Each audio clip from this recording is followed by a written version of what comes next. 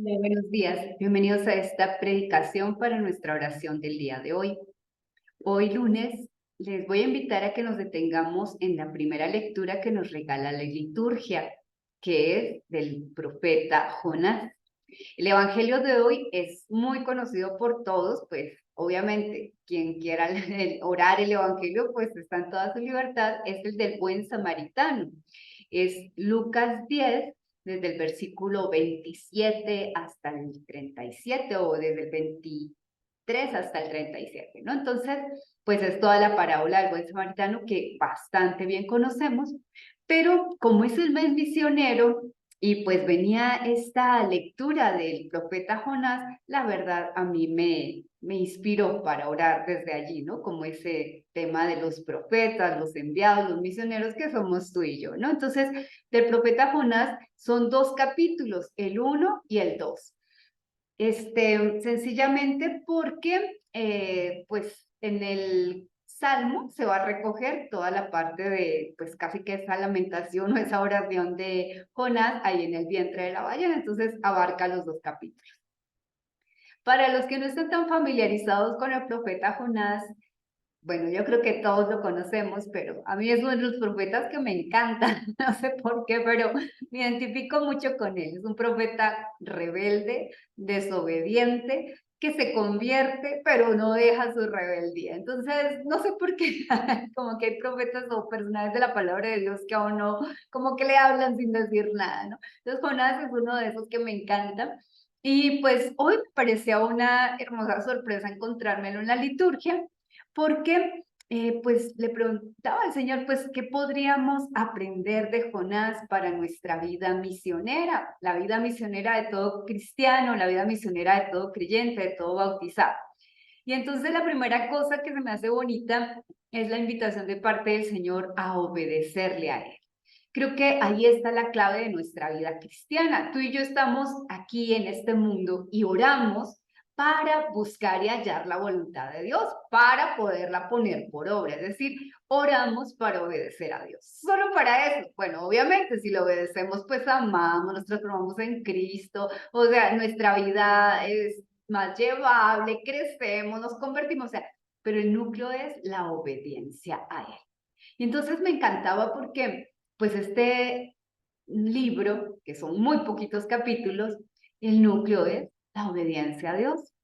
Dios le da un mensaje a Jonás y Jonás shun, encamina sus pasos, su rumbo en dirección totalmente opuesta a lo que Dios le invita, ¿no? Recordamos el texto, dice Dios que ya se dirigió a Jonás y le dijo, por favor, vete a Nínive. Dijo, claro, señor. Bueno, ni siquiera le digo nada. Él ahí mismo agarró sus cositas, las metió en una mochilita, se fue al puerto y buscó un barco que fuera para la dirección totalmente opuesta a Nínive y se fue para Tarsis, que era el pueblo más lejano a Nínive que había en la zona, ¿no?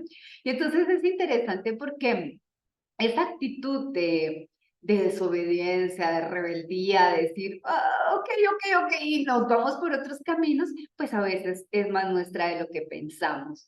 No sé ustedes, pero a veces cuando el Señor nos invita a pequeños actos de obediencia, no nos es tan fácil abrir nuestros brazos, nuestro corazón, nuestros oídos y disponernos por completo a hacer lo que Él nos está diciendo. Muchas veces experimentamos resistencia, sobre todo cuando eso a lo que nos pide, pues de alguna manera es algo a lo mejor muy querido, a lo mejor algo por lo que hemos luchado mucho, a lo mejor algo que nos generó mucha alegría o nos la está generando, y el Señor nos dice, deja, suelta, avanza, supera, corta. Ese tipo de obediencias duelen.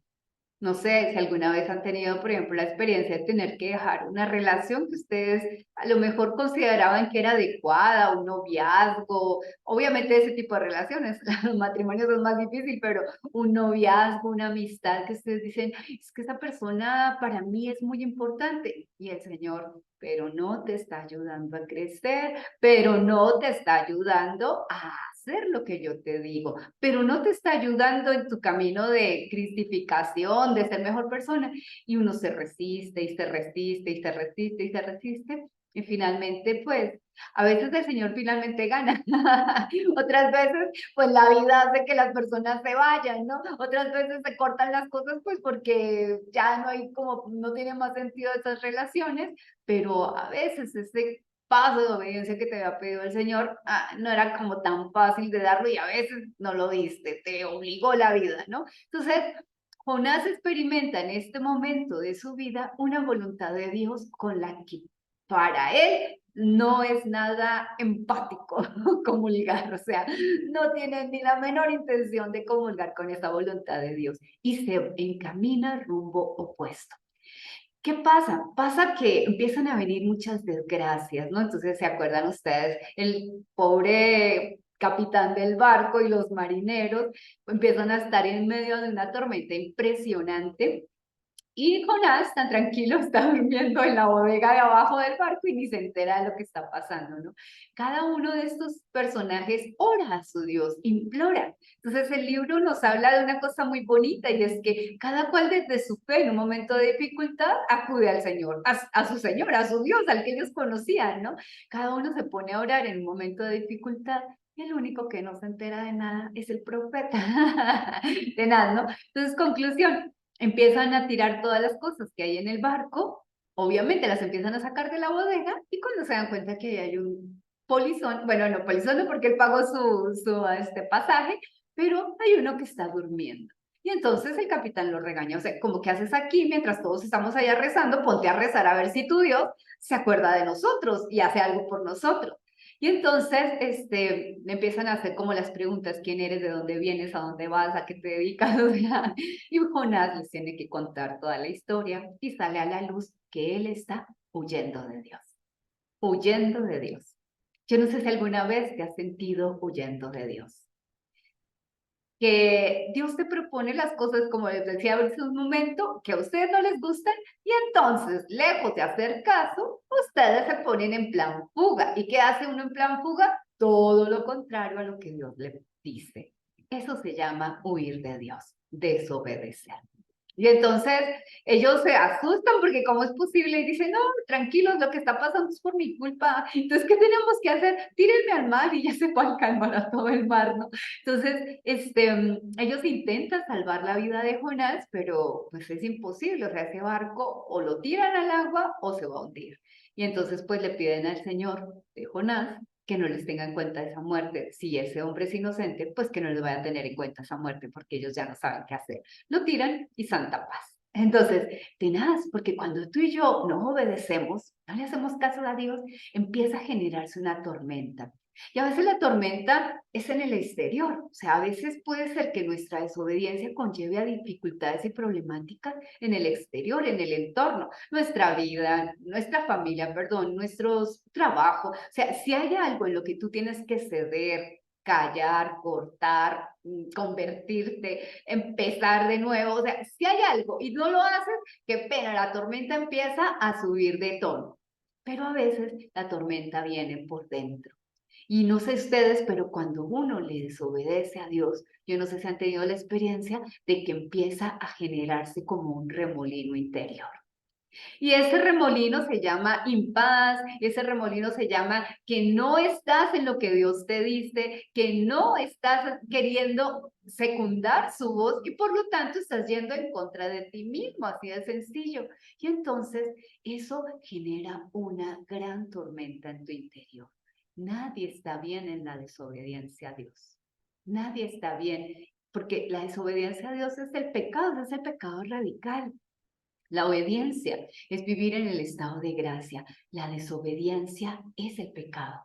Cuando ustedes y yo estamos concienzudamente en una situación de pecado, no podemos tener paz.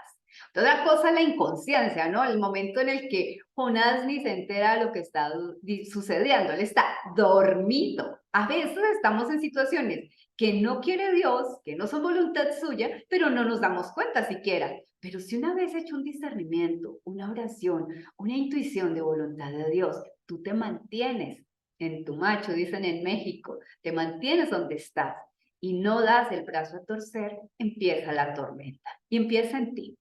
Y si empieza en ti, eso se va haciendo algo que va siendo como contagioso a tu alrededor y aquello va creciendo. Tormenta, por desobediencia, por el pecado. Entonces, pobre Jonás, ¿ya se acuerdan? Él no da el brazo a torcer y entonces tírenme al mar. Entonces, ustedes saben que de alguna manera el mar para el pueblo de Israel era el símbolo del mal. Entonces, esa sensación de estar en medio del mar sin defensa de nada, pues era estar expuestos a la acción del mal de una manera fuerte. O sea, el hombre se sentía muy incapaz de vencer la fuerza del mar. Y por eso ahí identificaba todas las energías del mal, ¿no? Porque era algo que ellos no controlaban. Pues entonces Jonás accede a que lo tiren al mar en esa situación tan embravecida y Dios es tan misericordioso que le manda una ballena para que se lo coma y lo tenga ahí en su vientre durante 3 días y 3 noches. Aquello es una simbología que está representando o hablándonos de Jesús en el seno de la tierra, 3 días y 3 noches. Jonás tuvo que experimentar la muerte, tuvo que morir a su propia captación de las cosas, a su propia captación del mundo y acceder a que Dios tenía razón. Y empieza una oración muy bonita: en mi angustia invoqué al Señor, Él me escuchó y me liberó, el Señor está conmigo, no temeré. Hay una canción carismática muy linda, ¿no? O sea, dar gracias al Señor porque es bueno, porque su amor es eterno. Y empieza toda esta dinámica de la oración de Jonás, ¿no? Pues Jonás tiene que experimentar entrar en el sepulcro 3 días para resucitar en una playa donde lo va a tirar la ballena a hacer la voluntad de Dios. Entonces, la playa ya quedaba en Nínive. Aquí está, toma tu salvación, ¿no? Aquí va tu Nínive. Entonces me encanta porque, o sea, como sea ustedes y yo, cuando tenemos un poquito de buen deseo de hacer la voluntad de Dios, el Señor se las arregla y termina vomitante en la playa que tienes que estar, ¿no? Y uno así medio vomitado, medio lleno de las cosas que puede dejar una vomitada de ballena, pues empieza y emprende su misión. Y es entonces el capítulo siguiente, que supongo será la liturgia del día de mañana. Moralejas. Bueno, ya hablé de la desobediencia, ya hablé de la inconsciencia, ya hablé del pecado, viene la última. La obediencia salva. La obediencia salva. Orando esta mañana les dije a Jesús, pero Señor, yo he tenido una experiencia de obediencia así radical toda mi vida, obviamente. Yo hice un voto de obediencia, bueno, así que digas que la obediente, por eso me identifico con Jonás, porque toda la vida así como en lucha con muchas voluntades de Dios. Pero la última etapa de mi vocación ha sido como actos de obediencia concienzudos en los que yo no he visto con claridad que tuviera que hacer eso, y Dios por un lado, por otro y por otro, sacándome a luz que eso era su voluntad. Y yo haciendo esas actos de obediencia, percibí que como que digo, Jesús, pero es que como que ver el resultado de todos esos actos de obediencia no es que vea tanto. Y me encanta porque recordaba esa frase: la obediencia salva. ¿De qué salvó o qué salvó la obediencia en esos 2 capítulos de Jonás? Primero, salvó a Jonás, no solo su vida, salvó la obediencia de Jonás, que es más importante incluso que la vida física, ¿no? O sea, lo primero que le salvó Dios a Jonás fue su obediencia y después su vida física, o bueno, su vida física para obedecer, ¿no? Entonces, la obediencia salva al profeta. Salva tu experiencia de Dios cuando te empecinas en llevarle la contraria a Dios en tu vida. Salva tu espiritualidad, salva tu fe, te salva. Primero al profeta. Segundo, a los que están en torno al profeta. Esos hombres que iban en el barco, cuando vieron que tirando a Jonás al mar, todo se calmaba, se convirtieron al Dios de Israel. Se pueden imaginar, o sea, detrás de la desobediencia de un profeta, Dios se vale de eso para convertir a unas personas que eran paganas, que tenían sus dioses y a los cuales oraban y no les ayudaron en esa dificultad porque no tenían poder y no tenían nada que ver, nada de capacidad de hacer nada en eso. Cambiaron sus fe en esos pequeños idolillos por la fe en el Dios de Israel, que era el Dios del profeta Jonás. Se convirtieron.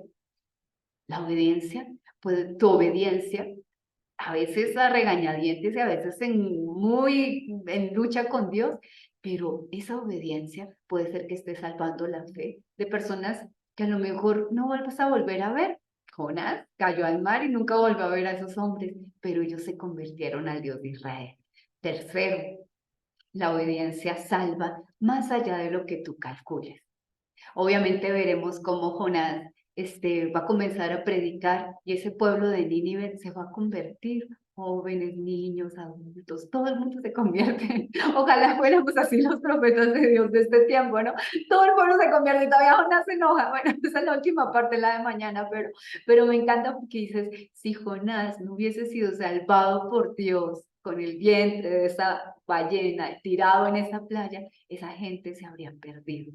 ¿Cuánta gente se salva a lo mejor por tus pequeños actos de fidelidad? Y a lo mejor no los ves, a lo mejor no te toca contar a cuántos has podido salvar con tu obediencia, es que eso solo lo sabe Dios, pero lo bonito de un profeta, lo bonito de un misionero, lo bonito de tu conciencia como hijo de Dios en este mes misionero es tú sé fiel y obediente a Dios, que la salvación la da Él.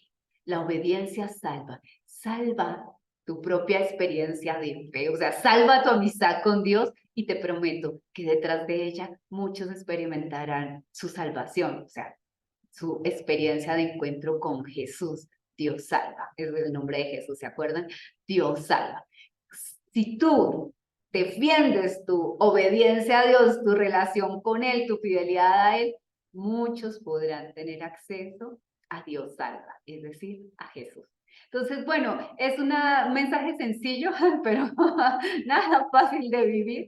Hoy te invito a una cosita o dos cositas. La primera, si hay algún punto de obediencia donde tú sabes que tienes que hacerle caso a Dios y llevas ya ratito haciendo pelea y lucha con Él, por favor, hazle caso. Dóblate, obedece, sé humilde, reconoce que Dios sabe más que tú y hazlo, aunque te cueste. Aunque haya lágrimas por derramar, aunque haya duelos por hacer, si algo no te está ayudando a crecer, suéltalo, corta, para que puedas avanzar y puedas salvarse tu amistad con Dios. Segundo, piensa en personas que a lo mejor, por las que puedes obedecer tus actos de obediencia, o sea, por las que puedes ofrecer, perdón, tus actos de obediencia. Un amigo, una persona querida, una persona que está pasando por un momento difícil y no sabe cómo doblarse, dóblate tú y tal vez le pueda llegar la fuerza para que él también se pueda doblar un poco más adelante o en el momento en que Dios quiera. O sea, vive tu vida como misión y seguro tu vida será tan fecunda como la de Jonás y como la de tantos profetas en la historia de salvación. Solo Dios sabe a cuántos les puede ayudar tu obediencia de este día. Pues un abrazo y ojalá puedas vivir una jornada muy feliz y muy obediente al Señor. Abrazos.